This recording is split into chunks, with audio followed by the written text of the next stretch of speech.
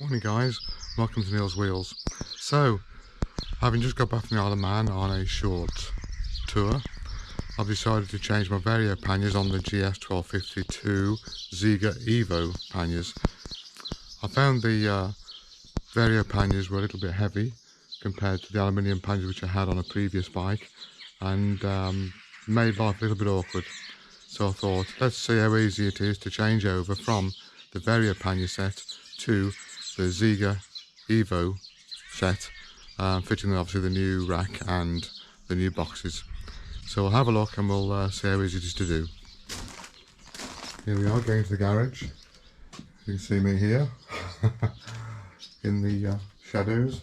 Right, so looking at the instructions for the Zega pannier rack, it doesn't seem such a difficult job to do. I think we have to undo the two bolts on this side, same on the other side, loosen off the fixings for the passenger foot pegs there on both sides, and then there's some work to do around on the back here where the number plate is.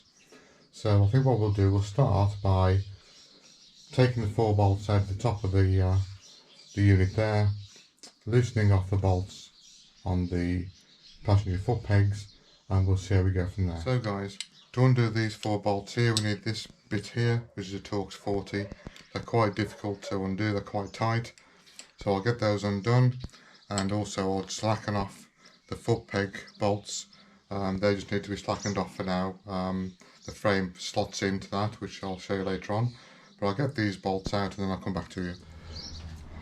Right guys, what I've done, I've got these 2 pieces out here just to show you. So obviously that comes out with the collars from that one there, and the same with the one at the back there. Now I'm leaving this frame on. I'm not changing the top box for the Zega. I'm leaving the Vario pannier on the back for now. The reason for that simply is that I like the way the Vario top box collapses down to make it a smaller box, which I use occasionally if I'm out for the day. If I'm touring, I actually prefer not to have a top box on, to have the side panniers, and then to have a roll bag or something on the back of the rack here if I'm camping or I'm out touring. So that's the reason for me leaving this rack on. But well, so we go. It might change in the future, but certainly for now it's staying. Right guys, as you can see, we've now got the screws out up here, and we've got the brackets here that came with the kit. So we've got a long one and a short one. The long one goes into the forward one and the short one goes into the back one. So they just push through where your Vario panniers would have gone in, nice and tight. So that just pushes through, and then the rear one pushes through. Okay, nice and snug fit. Then we just fit the original bolts back into the holes and tighten those up. What I did have to use was a UJ fitting, cranked fitting, to undo this bolt originally, because it was really tight up against the underneath of this top box bracket here. So what I'm going to do now is I'm going to do these up, tighten these up, take these ones off, put the brackets on that side, and then I'll come back to you once I've got these 4 brackets in place to go to the next stage. So as you can see, I've put those 4 brackets in now, but they just, well, as I said, the longest bracket comes out at the front of the bike, shortest bracket at the back, and that's how it looks from the top.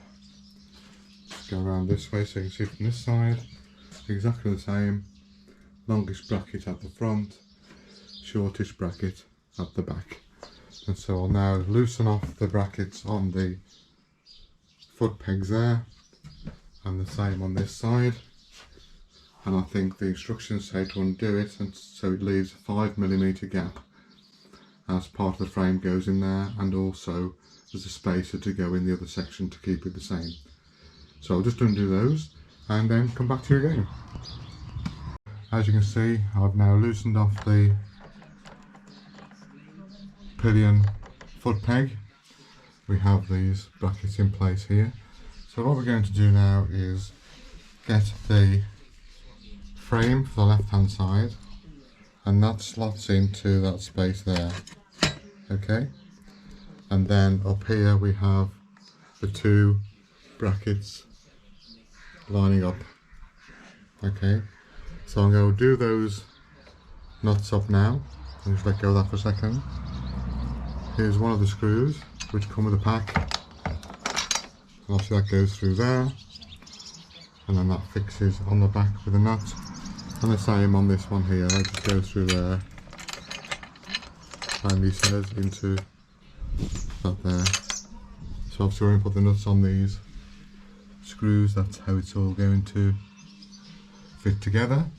And then on this section here, there's a filling piece, a spacer, which goes into here, which is obviously the same thickness as this here, 5mm. And then you obviously do this up, and that keeps everything nice and tight. Okay, so I shall do that first, and then I'll come back to you again and show you what it looks like when that space is in and it's all tightened up. Obviously what we'll do at the end as well, we'll make sure that all these bolts and set screws, everything else, are all tightened up to the manufacturer's torque settings. The side frames are now on, so as you can see, this is obviously the left hand side.